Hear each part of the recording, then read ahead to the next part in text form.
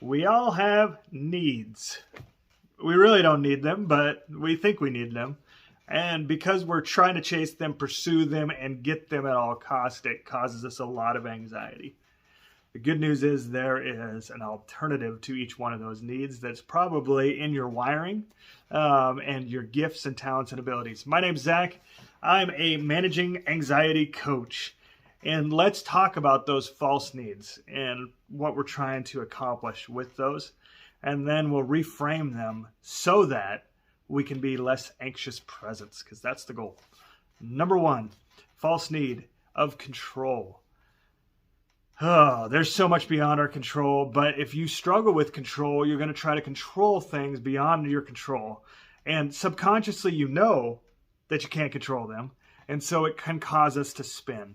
Now, this happens in relationships a lot where I have my part, you have your part, and when I try to control your part, it leads to massive distrust, and honestly, we can start resenting the other person. So control is one of those false needs. There's a human side to it, though, if you struggle with control. God has probably gifted you to be someone that provides order.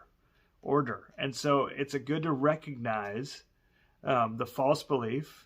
And there's a stated false belief, and we'll get to that later out of all these 5 things. So, control. Perfection. If you struggle with perfection, you are like, man, I want you on my team because you are very detailed and you're going to obsess over something. I do not do this, but you're going to perfect this thing, right? And if you can get everything perfect, everything will fall in line. And that's a false belief. There is a real good thing with this personality, and that's that doing things well. Like if you can human size it into doing things well, you are a great asset and you won't be anxious. Number 3, needing to know the answer. Needing to know the answer. If you're in a room and you always need to know the answer and you're researching everything in advance so that you never get to a place where you don't know the answer, this is a false belief, false need. You don't need to know the answer, but there's a human side of it. The human good side is that curiosity. Like if you can let curiosity drive you instead of needing to know the answer, anxiety will lessen. Being there for others. This is another one. Especially in our Christian world, we overemphasize this, being there for others, and it leads to a place where you are exhausted and empty and anxiety takes over. Being there for others. The human side is knowing your limits and what you can do and what you can't do. So that's the human side. Approval. This is the 5th false need. Approval. Needing other people's approval is a false need, but this is mine. And so I have a tender heart towards people that struggle with this. So if you struggle with it, you are my people. Approval. I don't need the approval of others, but honestly, a lot of times I think I do.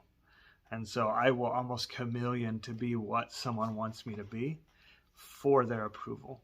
The human side of this is God's approval, right? Not man's approval, not other people, but God's approval.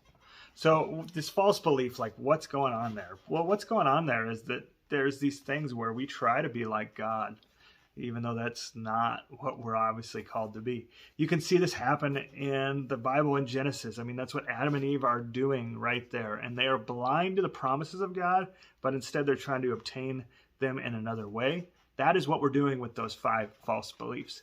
And so, but it's good to name which one of those 5. By the way, if you haven't thought about it, which one is your primary? You might have seen 3 or 4 come up, but just look at it like this next week. Just examine. I just got anxious there. Notice that you're anxious.